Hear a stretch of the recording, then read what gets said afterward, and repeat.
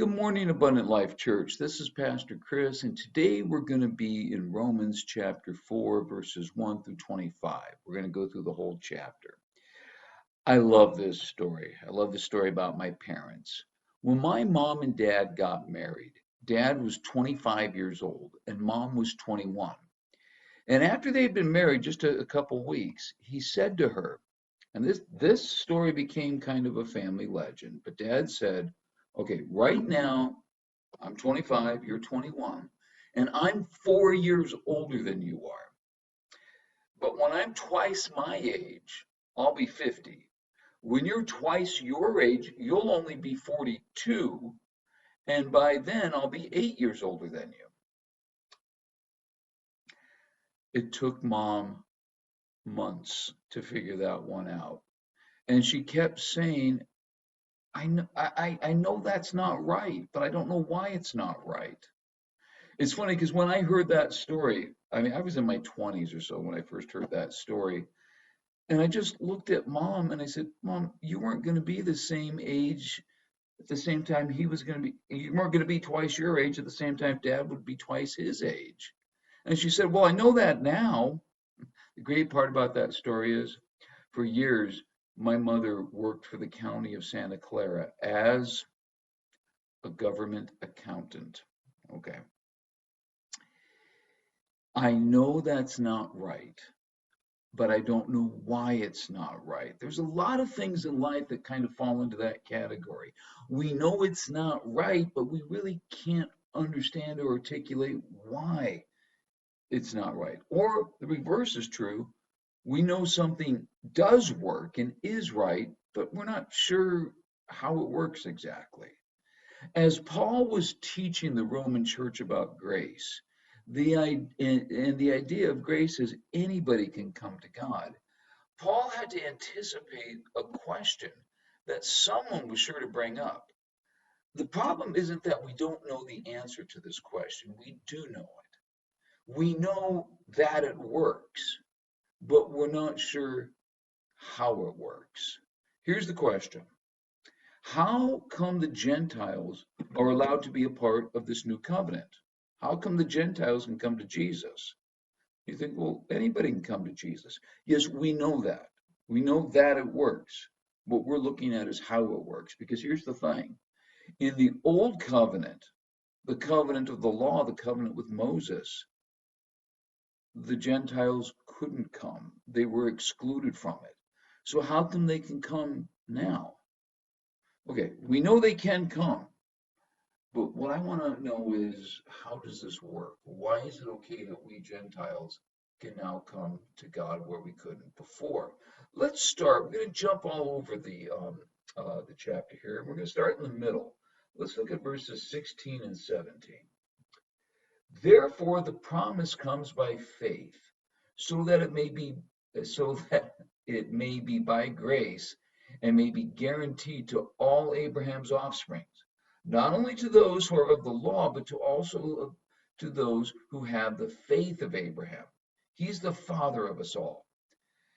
As it is written, I have made you the father of many nations. He is our father in the sight of God, in whom he believed, the God who gives life to all the dead and calls into being all things that were not. You have to forgive me. I'm not sure what day you're watching this, but these things always get taped on Monday, first thing Monday morning. Can you tell it's my Monday morning? Here's the thing. Paul taught that the grace of God was not just for the Jews, it was for anyone. Anyone could be a part of it. Anyone who had faith could be considered, now get this, a child of Abraham. Now, that was a bit revolutionary because the term son of Abraham meant you were born a Hebrew. You were born into the right family. But Paul is saying, no, anybody can be, no matter what your bloodline, no matter what your heritage, no matter who your parents are, anybody can be a child of Abraham if you have faith. Okay, that's it in a nutshell.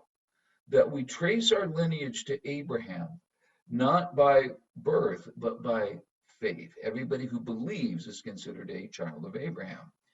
But that wasn't the way it had been. Gentiles were never a part of the covenant before. God just didn't have many interactions with them. They'd been on the outside looking in. So now that they're on the inside, this is an enormous change. The famous Jackie Robinson, what is he famous for? He broke the color line in baseball. Before this, blacks had never been allowed to play in Major League Baseball. Now Jackie Robinson was going to play on opening day. On opening day, as this black man is going to play on an all-white team against another all-white team in an all-white league. You think all eyes were on him? On opening day, he jokingly said to his wife, "If you can't find me, I'm wearing number 42."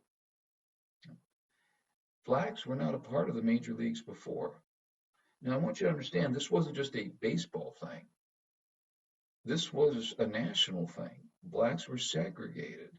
They didn't have the same schools. They couldn't eat in the same places.